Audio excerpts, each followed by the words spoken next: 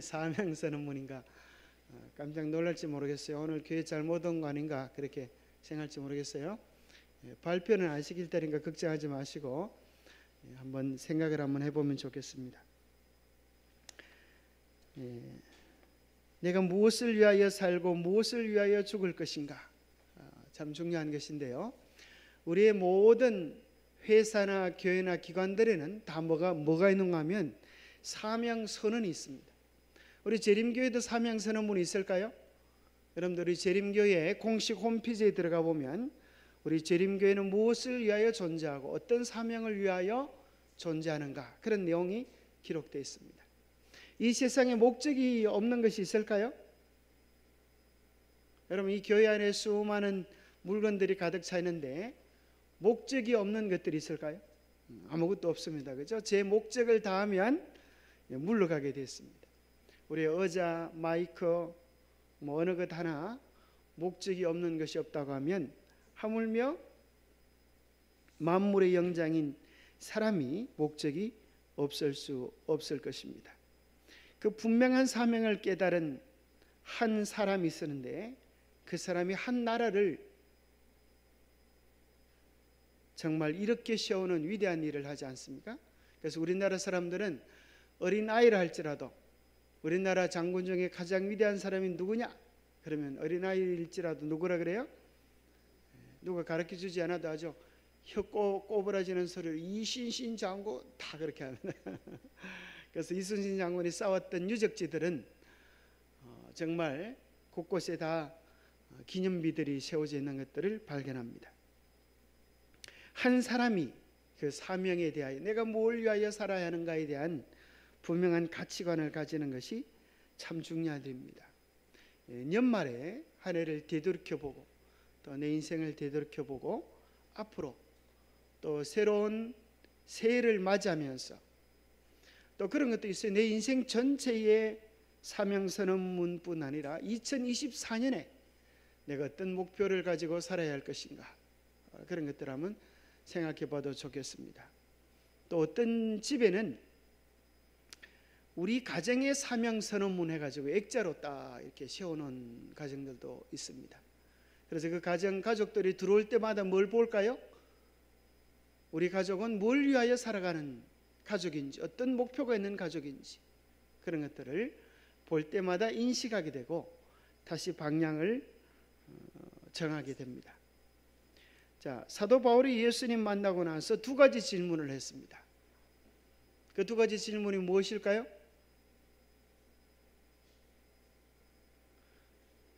첫 번째는 예수님, 당신은 누구십니까? 그렇게 물은 것입니다. 주여, 누구십니까? 사도 바울이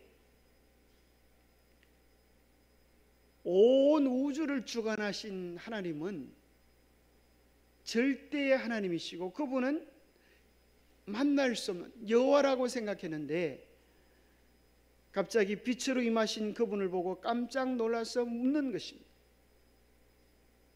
도대체 당신은 누구십니까? 오늘 우리 신앙생활 속에서도 두 가지 질문이 필요하다고 생각합니다. 예수님은 내 인생의 누구인가? 정말 어떤 가치와 무게를 가지고 있는가? 어떤 사람이 자기는 애인으로서 좀 친구에서 애인으로 좀 성격시켜 보려고 하는데 상대방이 잘 말을 안 들어요. 그럼 붙잡고 이야기하지 않습니까? 나는 당신의 인생에 도대체 누구입니까? 그렇게 묻죠. 그냥 친구야, 이것보다는, 그죠? 내 인생의 소중한 사람으로 자리 잡기 원하는 것입니다. 예수님께서도 우리에게 나는 너에게 있어서 도대체 누구냐? 그렇게 물으실 때에 우리가 뭐라고 대답할 수 있을까요? 마태복음 16장에 보면 너희는 나를 누구라 하느냐? 그것이 우리 인생의 운명을 결정짓는 중요한 질문입니다. 사도 바울이 주께 물을 때에 주님께서 말씀하시기를 나는 네가 핍박하는 박해하는 예수다. 네가 참 하나님을 모르고 지금 예수 믿는 사람들을 죽이려고 핍박으로 다니는데 바로 내가 온 우주를 주관하는 절대자 하나님일 뿐 아니라 너의 생명의 주관자일 뿐 아니라 네가 핍박하는 그분이 바로 네가 여호와라고 부르신 그 하나님이다. 그럴 때 사도 바울은 정말 뒤집어지는 인생을 경험합니다. 몇 도 방향이 바뀌어요? 어떤 사람은 360도 이런데 360도는 제자리잖아요, 그죠? 180도 바뀌어요. 완전히 삶의 방향이 전환되어져서 이제는 그리스도를 박해하는 자가 아니라 그리스도를 옹호하는 자로, 그리스도를 소개하는 자로 인생을 송두리째 바치게 됩니다. 바울이 물었던 두 번째 질문은 주여 내가 무엇을 하기를 원하시나이까? 이것이 여러분이 가지고 계신 개역 개정에는 나오지 않지만 킹 험정역 성경에는 분명히 이렇게 기록되어 있습니다. 주여 내가 무엇을 하기 원하시나이까? 사명을 물은 것입니다. 나는 도대체 무엇을 위하여 이 땅에 존재하고 무엇을 위하여 살다 죽어야 합니까? 그때 예수님께서 말씀하시기를 네가 무엇을 위하여 살아라 이렇게 이야기하지 아니하고 주께서 그에게 이르시되 일어나 도시로 들어가라. 그러면 내가 반드시 해야 할 일을 듣게 되리라 하시면서 누구를 통하여? 하나님의 교회를 통하여 그의 구체적인 사명을 지시해 주십니다. 그리고 그는 듣게 됩니다. 하나님께서 나를 이 땅에 두신 이유는 그리스도의 이름을 이방인과 임금들과 이스라엘에게 전하기 위하여 택하신 그릇이 되었다고 하는 놀라운 부르심을 받고 그의 인생 전체를 송두리째 그 사명을 위하여 바치게 됩니다. 우리는 사실 사도 바울뿐 아니라 거듭난 모든 그리스도인은 뭐가 바뀌어지게 되는가? 사명이 바뀌어지게 됩니다. 자기를 위하여 살던 삶에서 복음을 위하여 그리스도를 위하여 살아가는 삶으로 바뀌어집니다. 우물가의 여인이 그랬습니다. 그래서 그는 물을 떠러 갔던 이 여인이 예수님을 만나고 나서 어떻게 했어요? 물동이를 버려두고, 이게 이해가 되지 않지 않습니까? 물을 뜨러 갔던 그것이 그의 목적이었는데 그의 목적을 내던져 버리고 새로운 목적을 위하여 살아가는 것입니다. 그는 물동이를 던져두고 마을로 달려갔습니다. 나의 모든 비밀을 이야기하는 그리스도를 보라. 내가 그를 만났다. 온 동네가 그로 말미암아 그리스도께 나오는 선교사로서의 삶을 자기도 모르는 사이에 성취하고 있었습니다. 시대의 소망에는 그 장면을 다루면서 이렇게 이야기합니다. 모든 참된 제자는 하나님의 나라의 선교사로 태어난다. 생수를 마시는 자는 생명의 샘물이 된다. 여러분 이 문장이 정말 얼마나 위대합니까? 그죠? 생수를 마시는 자는 뭐가 된다고요? 생명의 샘물이 된다. 아, 놀랍지 않습니까? 예수님을 제대로 맛보면 마치 뭐가 같아요? 수동식 펌프와 같아. 물 한 바가지를 퍼부었는데, 그죠? 끊임없이 솟아나는 그런 기쁨과 희열이 그의 삶에서 가득하다는 것입니다. 받는 자는 주는 자가 된다. 이제까지 받기 위하여 살았는데 이제는 나누어 주는 자로서 살아가게 됩니다. 은혜 안에 있는 그리스도의 영혼 안에 있는 그리스도의 은혜는 광야에 솟아나는 샘과 같아서, 이 표현도 정말 멋지죠. 광야에 솟아나는 샘과 같아서. 주변에 있는 수많은 사람들은 광야 같고 사막 같아서 물을 먹기만을 원하는데, 그죠? 광야에 솟아나는 샘을 얼마나 존귀합니까? 얼마나 귀하고 정말 중요한 것입니까? 모든 것을 소성시키고 멸망하여 가는 자들로 하여금 생명수를 마시기를 열망하도록 만든다. 그가 샘물이 되어서 삶에서 넘쳐나는 그 기쁨을 보면 주위에 있는 사람들이 뭐하게 돼요? 야, 나도 저렇게 행복했으면 좋겠다. 나도 저렇게 신나는 인생을 살았으면, 나도 저렇게 감격적인 인생을 살았으면 좋겠다. 그런 열망을 가지고 그리스도께 달려가도록 만드는 그런 사람이 되었다는 것입니다. 이제 여러분 앞에 한 장의 종이가 주어져 있습니다. 그 인생에 여러분들이 그 종이에 여러분이 원하는 어떤 그림이든지 그릴 수가 있습니다. 우리 인생의 종이에는 마찬가지라고 생각합니다. 어떤 그림이든지 여러분이 꿈꾸는 모든 그림을 그릴 수가 있습니다. 그런데 주의사항은 지울 수는 없습니다. 왜냐하면 인생에는 연습이 없기 때문입니다. 또 이 그림을 그리도록 도와주기 위하여 어떤 사람이 여러분 인생의 그림의 모델이 되어주기도 하고 제안을 해줄 수 있지만, 여러분이라고 하는 인생의 종이에 그림을 그릴 수 있는 사람은 누구밖에 없어요? 오직 여러분 자신밖에 없어요. 다른 사람은 이렇게 그리는 게 어때? 제안을 해줄 수는 있어요. 또 더 멋진 그림을 보여줄 수도 있어요. 그러나 모든 내 인생의 그림은 나만이 그릴 수 있는 거예요. 우리의 선택만이 그림이 되어집니다. 그리고 그 단 한 장의 그림이 나의 삶의 전부를, 지금뿐 아니라 영원한 세상까지의 운명을 결정해 준다면, 여러분 그 종이에 어떤 여러분의 인생의 그림을 그리기를 원하십니까? 여러분이 살아온 날이 어떠했든 이제 앞으로 살아가실 날들, 그 그림이, 여러분의 인생이라고 하는 그림이 마무리되어지기 전에 오늘 우리 그림을 어떻게 그려보시기 원하십니까? 내 인생이란 그림, 우리가 종이 속에 그림을 그릴 때 아무렇게나 그리고 나면 버려질 쓰레기가 되고, 정말 정성과 심려를 기울여 그리고 나면 불멸의 명화가 되어집니다.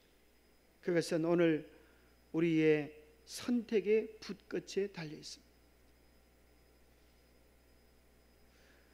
한 번은 뉴스에 이런 게 났어요. 어떤 사람이 미국에서 있었던 일인데요, 한 그림을 아주 싼 값에 사왔어요. 별 대수롭지 않은 그림이라고 생각했는데 그 그림 뒤에 있는 사인을 보니까 누가 그린 사인인가 하면 아주 유명한 화가가 그린 그림인데 그 화가가 지금 생존하지도 않아요. 그러니까 유일한 단 하나의 그림인 거예요. 그래서 자기가 지불했던 값에 500만 배가 되는 횡재를 했다는, 500만 배.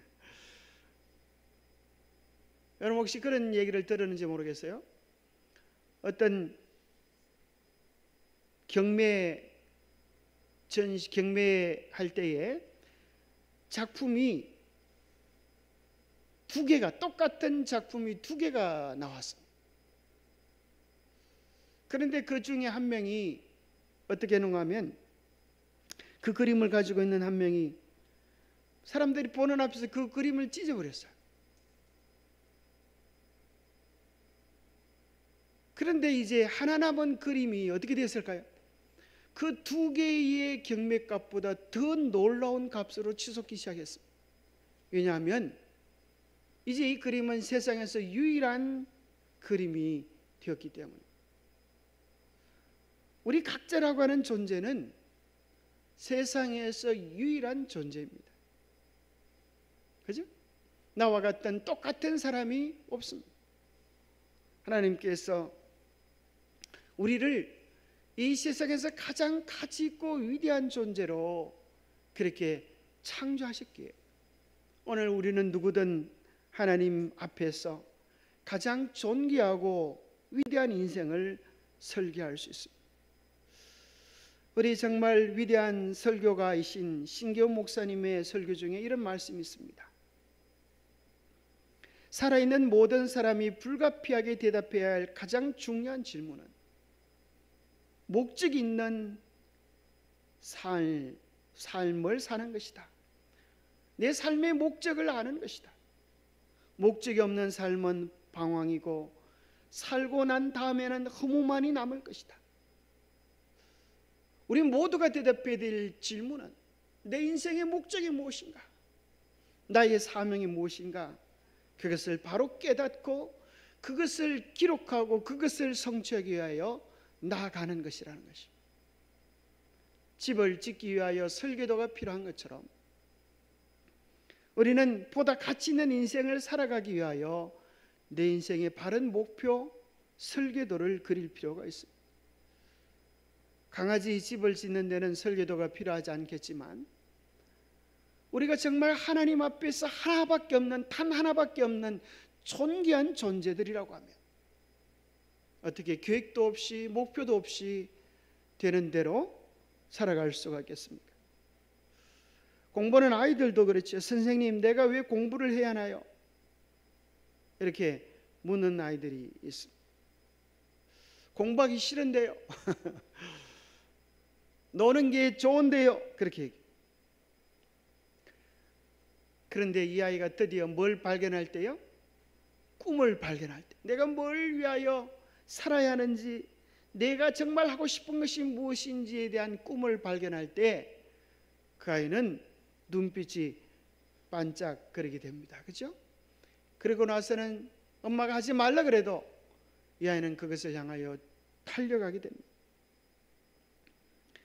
그런 말이 있죠. 머리 좋은 아이보다 머리 좋은 아이가 열심히 하는 아이를 당할 수 없고, 열심히 하는 아이가 많은 아이를 즐기는 아이를 당할 수가 없다. 그것에서 재미와 기쁨과 가치를 느끼는 것, 그것이 어떨 때 이루어질 수 있을까요? 그것이 정말 내가 하고 싶은 것이 되었을 때, 나의 삶의 목적과 가치가 되었을 때 우리는 그것을 향하여 달려갈 수 있게 될 것입니다. 아무도 말릴 수 없는 것, 그것은 내가 정말 좋아서 하는 것, 하고 싶어서 하는 것입니다. 그래서 어린 아이들 보고, 요즘 별 춥지도 않지만 겨울이 되면 이제 부모님들은 애가 감기 걸릴까 봐서, 그죠? 야, 바깥에 나가 놀지 말아라. 까딱 잘못하다간 얼어 죽는다. 그렇게 하면 아이들이 겨울에 바깥에 안 나갈까요? 어릴 때로 한번 생각해 보시기 바랍니다. 아무리 추워도 나가 놉니다. 얼음이 꽝꽝 얼어도 나가 놉니다. 얼음이 꽝꽝 얼면 얼마나 신나게 노는지 모릅니다. 즐기는 아이들은 추위를 모르는 것입니다. 덥다고 해도 놀려고 하는 아이들의 열기를 막을 수가 없는 것입니다. 춥고 덥고의 문제가 아니라, 환경의 문제가 아니라 정말 우리 마음속에 진정한 열망이 있는가 하는 것입니다. 그런데 대부분 사람들은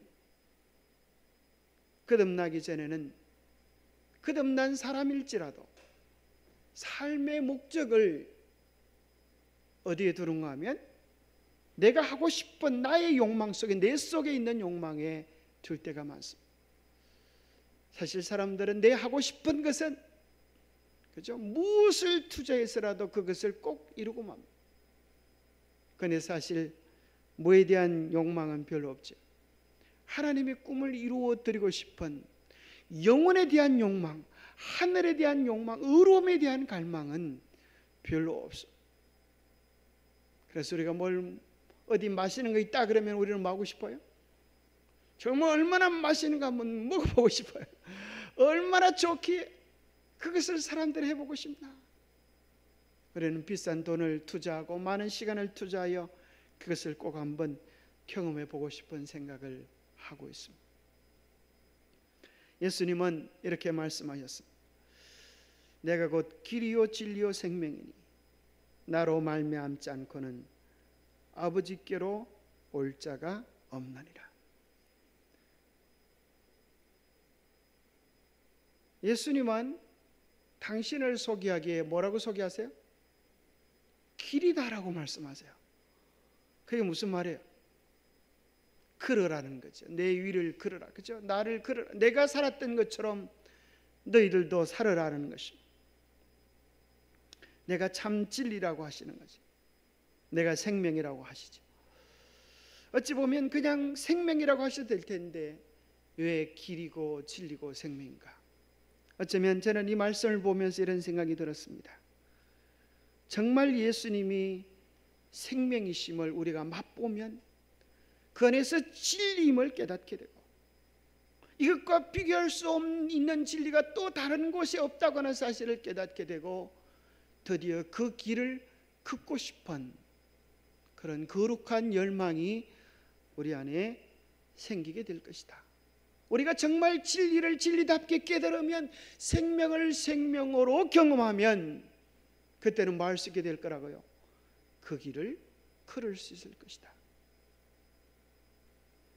주의 말씀은 내 발의 등이요 내 길의 빛이니이다. 주님의 한결같은 사랑이 언제나 내 앞에 있으므로 내가 주의 진리 가운데 걸어갑니다. 걸어가는 역사가 일어납니다. 주의 말씀은 내 발의 등이요 내 길의 빛이나이다. 내 발의 등과 길의 빛은 어떤 차이가 있을까요? 그 말이 그 말 같습니까? 내 길의 빛은 어둠을 한번 생각해 보세요. 저 멀리 빛이 있습니다.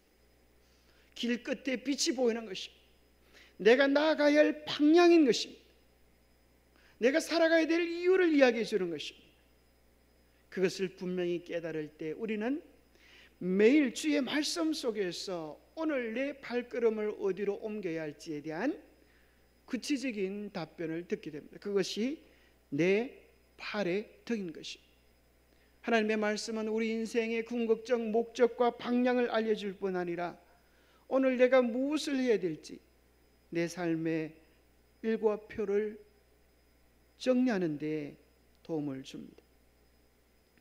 많은 사람들은 아프리카의 영양처럼 그렇게 살아간다고 합니다. 아프리카에서 매일 아침 영양은 잠에서 깨어난다. 영양은 가장 빠른 사자보다 더 빠른 속도로 도망가지 않으면 죽는다는 것을 안다. 아프리카에서 사자도 매일 아침 잠에서 깬다. 사자는 가장 빠른 영양보다 더 빨리 달리지 않으면 자신이 굶어 죽는다는 것을 잘 안다. 그래서 사자든 영양이든 태양만 떠오르면 서로 더 빨리 달리려고 죽을 힘을 다한다. 참 우리 인생이 정신없이 빨리 달리는 그런 경쟁이지 않습니까? 또 어떤 사람은 아프리카의 수많은 스프링버기라고 하는 이 사슴들이 수백 마리가 한꺼번에 높은 절벽에서 떨어져 죽는 것을 목격하고 도대체 이렇게 똑똑한 짐승들이 왜 이런 짓을 하나? 그걸 연구하기 시작했다는 거예요. 보니까 얘들이 어떤 풀들을 좋아하는가 하면 싱싱하고 깨끗한 풀을 좋아하는데 풀을 먹으면 어떤 놈이 앞으로 가서 싱싱한 풀, 입을 안 댄 풀들을 먹기 시작한다는 거예요. 그러면 뒤에 따라오는 애가 자기도 얘가 안 먹은 풀을 좀 먹고 싶어서 더 앞으로 나가는 거예요. 또 딴 놈이 더 앞으로 나가고 딴 놈이 더 앞으로 나가고 그러다가 앞에 풀을 보지도 않고 더 앞으로 나가야 더 좋은 풀을 먹을 수 있겠다 하면서 사력을 다하여 사슴들이 죽을 힘을 다하여 달리다가 절벽을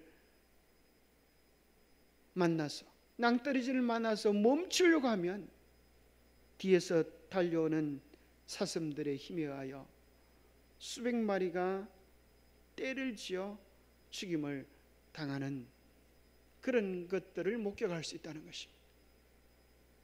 마치 그것이 오늘날 경쟁 사회에 달려가는 수많은 인생의 모습 같지 않습니까?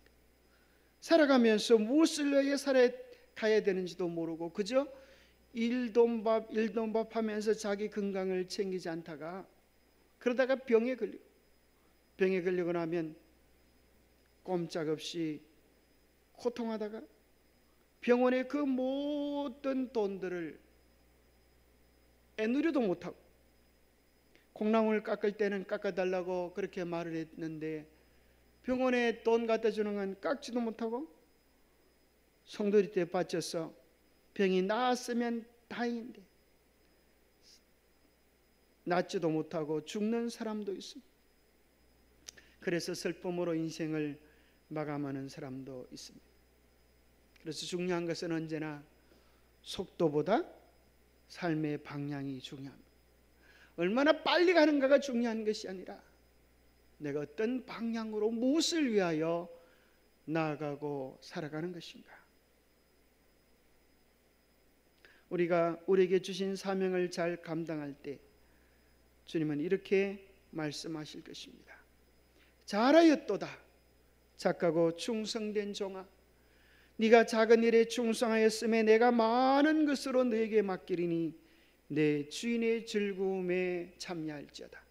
자, 이 세상에서 우리가 누리는 모든 것들은 사실은 관리자로서의 즐거움입니다. 내게 아니에요. 우리의 재물도 우리의 시간도 우리의 자녀도 내게 아닌 것입니다. 그러나 우리가 진짜 주인이 될 때는 하늘에서일 것입니다. 왜냐하면 이 땅에는 모든 것들은 잠시 지나가고 내 인생도 그와 같게. 그래서 오늘 우리가 맡은 이 작은 것들, 오늘 우리가 맡은 일생이라고 하는 작은 것들에 충성하면 많은 것들, 이게 뭐예요? 영원한 것들, 하늘에 있는 것들로 주께서 우리에게 맡겨주실 것이라고 이야기하십니다. 그래서 거듭난다고 하는 것은 어쩌면 우리의 삶의 목적이 바뀌어지는 것입니다. 마지막 사건들 22페이지에 보면 마지막 시대의 징조 가운데 한 가지가 욕망이 이끄는 대로 사람들이 살아간다는 것입니다. 그것이 무슨 잘못이냐 할지 몰라도 이 세상의 법으로서는 그것을 추구하고 그것을 지지하고 찬동하지만 하늘의 법으로 보면 문제가 있는 것입니다. 왜냐하면 하나님은 그것을 위하여 우리를 만들지 않으셨기 때문입니다. 폭식과 부질죄가 이 세상의 도덕적 타락의 기초가 되고 있다. 먹방, 이게 아주 유명한 인기 있는 TV 방송들 아닙니까? 먹방. 어떤 사람은 이제 밤늦게 먹방을 보면 자기도 모르게 식욕이 땡겨져가지고 또 먹고 또 후회한다는 거예요. 먹방하는 거 보면 엄청나지 않습니까? 정말 살라고 먹나 먹으려고 사나 아니 죽으려고 먹나 그런 생각을 할 지경으로 하죠. 먹방에 미치는 사람들을 보고. 사탄은 이것을 알고 있으며 그는 끊임없이 남녀들을 유혹하여 식욕에 몰두하게 하므로 건강뿐만 아니라 심지어 생명까지도 희생하게 만든다. 먹고 마시고 오치장하는 일이 세상 사람들의 삶의 목적이 되고 있다. 이것은 홍수 이전의 상태와 똑같다. 이러한 방탕한 상태는 이 세상 역사가 속히 끝날 것이라는 분명한 징조 중에 하나이다. 세상의 수많은 사람들이 욕망을 위하여 살아가는 것, 이것이 말세의 징조이고 야고보서에 보면 도살의 날을 위하여 살찌운다고 표현해주고 있습니다. 이 사람의 목적은 도살될 짐승의 삶의 목적보다 나은 것이 없었다. 부자와 나사로의 비유에 대한 이야기입니다. 그는 마치 하나님도 없고 천국도 없고 내세도 없는 것처럼 살았고 그가 가진 모든 것은 다 자기의 것이며 하나님께나 사람에게 아무런 빚도 지지 않은 것처럼 생각했다. 시편 기자는 이 부자와 같은 사람을 이렇게 묘사했다. 어리석은 자는 그 마음에 이르기를 하나님이 없다도다. 자기의 삶의 목적은 자신의 욕망, 자신의 유익이었어. 그런 하늘도 없는 것처럼, 천국도 없는 것처럼 그렇게 현세적인 즐거움만을 위하여 살아갔습니다. 사람이 거듭나지 아니하면, 하는 이 거듭남에 대하여 정로기도는 이렇게 정의합니다. 사람이 새 마음과 새 욕망과 새 목적과 새 동기를 받아 그것으로 새 생애에 들어가지 아니할 것 같으면 하나님 나라를 볼 수 없느니라. 그래서 이 거듭남이 무엇인가를 이야기해 주고 있습니다. 우리의 마음이 바뀌어지고 욕망이 바뀌어지고 동기가 바뀌어지고 목적이 바뀌어져서 새로운 생애를 살아가는 것입니다. 그 가운데 목적이라고 하는 게 나옵니다. 그대는 삶의 목적, 목표가 있어야 한다. 목적이 없는 곳에 나태의 성격이 형성된다. 그러나 매우 중요한 목표를 바라보고 있으면 모든 정신력은 즉각적인 행동으로 나타날 것이다. 삶을 성공적으로 영위하려면 생각은 삶의 목표에 일정하게 고정되어야 하며, 사소한 것들을 생각하느라 생각이 이곳 저곳을 배회해서는 안 되며 게으른 생각에 만족해서도 안 된다. 참 놀라운 선자의 말씀이라고 생각합니다. 우리에게는 삶에 분명한 목적과 목표가 있어야 된다는 것입니다. 그럴 때 우리 인생은 뭐하지 않게 돼요? 나태하지 않게 되고 방황하지 않게 되고 세상을 두리번거리지 않게 되고 사소한 것들에 시간을 빼앗기지 않게 된다고 말씀하십니다. 우리가 정말 우리에게 주시는 위대한 목표, 목적을 깨달을 때 정말 우리는 영혼을 목표로 두고 그곳을 향하여 살아가지 않겠습니까? 우리가 정말 주님의 꿈, 주님의 계획, 그것을 위하여 주님을 만족시키는 이로 살아가게 될 때 주님은 그렇게 하는 이들의 마음을 만족해 주실 것입니다. 충성된 사자는 그를 보낸 이에게 마치 추수하는 날의 얼음 냉수 같아서 능히 그 주인의 마음을 시원케 하느니라. 그렇게 시원케 한 자들의 소원을 주님께서 이루어 주시는데, 그것이 바로 천국이고 이 땅의 삶의 모습들일 것입니다. 예수님도 사명을 선포하셨습니까?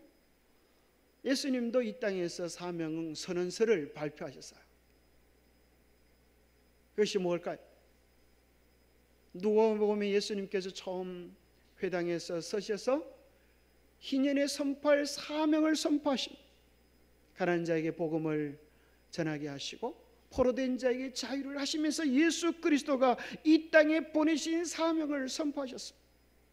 그리고 그때 하시고 잊어버린 것이 아니라 마지막에도, 성만찬 때에도, 세종 예식 때, 그 중요한 사건들 속에 쟤들이 높아지려고 할 때, 쟤들이 사명을 이탈하려고 할 때 그분은 이렇게 다시 한번 자기의 사명을 선포하셨습니다. 인자가 온 것은 섬김을 받으려 함이 아니라 도리어 섬기려 하고 자기 목숨을 많은 사람의 대속물로 주려 함이니라.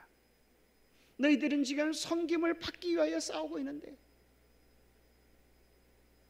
나는 섬기기 위하여 왔다. 너희는 살기 위하여, 더 잘 살기 위하여 싸우고 있는데 나는 너희들을 위하여 죽기 위하여 왔다 하셨습니다. 이것이 그의 생애의 큰 목적이었다. 이 외의 것은 다 둘째 것이요 부수적이었다. 하나님의 뜻을 이루고 그의 사업을 마치는 것이 그의 양식이었다. 자신과 사욕은 그의 일 가운데 조금도 섞이지 아니하였다. 어떻게 예수님이 그러실 수 있어요? 예수님의 생애 속에서 도무지 찾아볼 수 없었던 것은 뭐예요? 자신과 사욕이라고 하는 것입니다. 빌립보서 2장에 보면 예수님이 이 땅에 우리의 구원을 위하여 오실 때 무엇을 비우셨어요? 자기를 비우셨어요. 우리의 구원을 위한 놀라운 자기 희생이셨죠. 그러면서 진정으로 그리스도를 따라가는 사람들의 삶에 대하여 이렇게 이야기합니다. 이와 같이 그리스도의 은혜를 받은 자들은 그리스도께서 위하여 죽으신 자들에게 하늘의 선물을 얻게 하기 위하여 어떠한 희생이라도 하기를 기뻐할 것이다. 우리가 그 사랑, 그 은혜, 그 구원을 경험했다고 하면 우리도 그 기쁨, 주님이 가셨던 그 사명이 우리의 사명이 될 것이라는 것입니다. 저들은 세상을 저들이 살기에 더욱 좋게 만들기 위하여 저희의 최선을 다할 것이다. 이 정신은 참으로 회개한 자에게는 필연적으로 생긴다. 필연적으로 생긴다는 것. 생길 수 있고 안 생길 수 있고 이것이 아니라 우리가 참으로 회개하면 반드시 생길 수밖에 없다는 거죠. 사람이 그리스도께로 나아가자마자 그 마음 가운데 예수라는 생각이 날 것이며 사람을 구원하고 성결케 하는 진리를 그 마음 가운데 감추어 둘 수 없을 것이다. 그러면서 이 세상에서 복된 생애를 살게 되는데 이런 삶을 살게 된다는 것입니다. 남을 위하여 자기를 희생할 때마다 그 은혜를 베푸는 자의 마음에는 자선적 정신이 더욱 강하여지고 부유하신 자로서 너희를 위하여 가난하게 되심은 그의 가난함을 인하여 너희로 부유케 하신 구세주와 더욱 밀접히 연결하게 된다. 저는 성경 가운데 이 말씀이 정말 신비로워요. 부유하신 자로서 우리를 위하여 가난하게 되셨다는 말씀이 무슨 말일까? 여러분 이해하십니까? 온 우주의 중심이셨던 분, 온 예배의 중심이셨던 분이 가장 우주에서 부유하신 분이 우리를 위하여 모든 것을 버리심으로 가난하게 되셨어요. 그리고 더 위대하고 충격적인 말씀은 그의 가난함을 인하여 우리로 뭐하게 하기 위하여? 그리스도의 부유함에 이르도록 하기 위하여. 이것이 얼마나 위대하고 엄청난 말씀인지 우리가 언제 깨닫게 될까요? 계시록 3장 21절에 나와 있는 말씀처럼 이기는 자는 내가 내 보좌에 함께 앉게 하여 주기를 아버지의 보좌에 함께 앉는 것 같게 하리라는 그 말씀이 성취되어질 때 우리는 주님께서 주신 부유함이 얼마나 크고 놀라운지를 깨닫게 될 것입니다. 먼지 같은 우리가 별처럼 빛나는 위대한 삶으로 올려지게 되는 것입니다. 우리의 생애가 우리에게 복되게 되면 우리가 우리를 창조하신 하나님의 목적을 이룰 때야만 될 수 있는 것이다. 어떨 때 우리의 삶이 복된 삶이 되고 행복한 삶이 되고 진정한 가치를 누릴 수 있는 삶이 되는가? 우리를 창조하신 그분의 목적을 이룰 때야만 될 것이다. 그대들이 만일 그리스도께서 당신의 지아들이 행하기를 원하신 뜻을 따라 나아가 일하며 그를 위하여 영혼을 구원하려고 할 것 같으면 그렇게 할 마음이 있을 때 우리는 뭐 하게 되는가 하면 그대들은 신령한 사물이 있어서 좀 더 깊은 경험과 좀 더 많은 지식이 필요함을 느끼게 될 것이요 또한 을을 줄이고 목마른 것 같이 사모하게 될 것이다. 그런 갈망이 없기에 우리는 이런 갈망이 없는 것입니다. 우리가 영혼들을 구원하려고 하는 거룩한 열망이었기에 우리는 더 깊은 경험에 대하여 목말라지도 줄이지도 더 많은 지식에 대한 필요함을 느끼지 않습니다. 그게 그거지 뭐. 내가 다 아는 건데. 우리는 영적인 자만족 속에 퇴보의 길을 걸어가고 있는 것입니다. 그대들이 하나님께 더욱 간구하게 되고 그대의 믿음은 더욱 강하여지게 되고 그대의 심령은 구원의 우물에서 충분히 마실 수 있게 될 것이다. 뭐 할 때요? 영혼을 구원하고 주님께로 인도하려고 할 때 우리는 우리 인생의 영적 전쟁터 속에 있음을 깨닫게 되고 더 간절하게 기도하고 거룩한 것에 목말라하게 될 것입니다. 사명은 목숨과 바꿀 만한 가치가 있는 것입니다. 그것은 예수님뿐만 아니라 사도 바울도 그렇게 살았습니다. 나의 달려갈 길과 주 예수께 받은 사명. 사도 바울의 사명 선언문은 이와 같습니다. 하나님의 은혜의 복음 전가하는 일을 마치려 하면은 나의 생명을 조금도 귀한 것으로 여기지 아니하노라. 그는 그 사명을 성취하기 위하여 그의 삶을 바쳤습니다. 연말에 개인 사명 선언문, 가족 사명 선언문, 교회 사명 선언문, 혹시 우리의 안교반 혹은 소그룹에서 사명 선언문들을 한번 만들어 보면 어떨까? 제가 다음 주에 사명 선언문의 샘플들을 좀 보여드려서 오늘은 마칠 시간이 다 되었기 때문에 여기까지만 하겠습니다. 기도하겠습니다.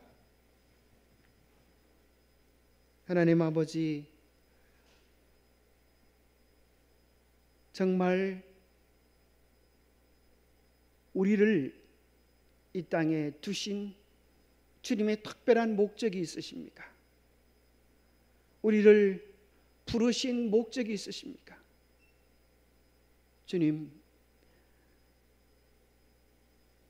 우리의 꿈이 아니라 주님께서 우리를 통하여 이루기 원하시는 주님의 꿈을 알게 하여 주시옵소서. 그리하여 바울처럼 우리도 무엇을 위하여 살아야 하는지, 무엇을 가치에 두고 살아야 하는지 깨닫게 하시고 기록하게 하시고 바라보게 하셔서 우리 인생이 마칠 때에 주님께로부터 착하고 충성된 종이라고 칭찬받을 수 있는 우리 모두가 되게 도와주시옵소서. 그리스도의 보혈로 말미암아 구원받은 우리 아무렇게나 살아가지 않게 하시고 주님처럼 위대한 목표를 향하여 달려가는 가치 있고 아름다운 삶을 살아갈 수 있도록 축복해 주시옵기를, 또 어려움 중에 있는, 아픔 중에 있는 주의 백성들 돌보아 주셔서 이 영적 전쟁 가운데서 승리하고 영원한 소망을 견고히 붙잡을 수 있도록 도와주시옵기를 우리 주 예수 그리스도 이름 어지하여 간절히 간구하옵나이다. 묵상 기도로 마치겠습니다.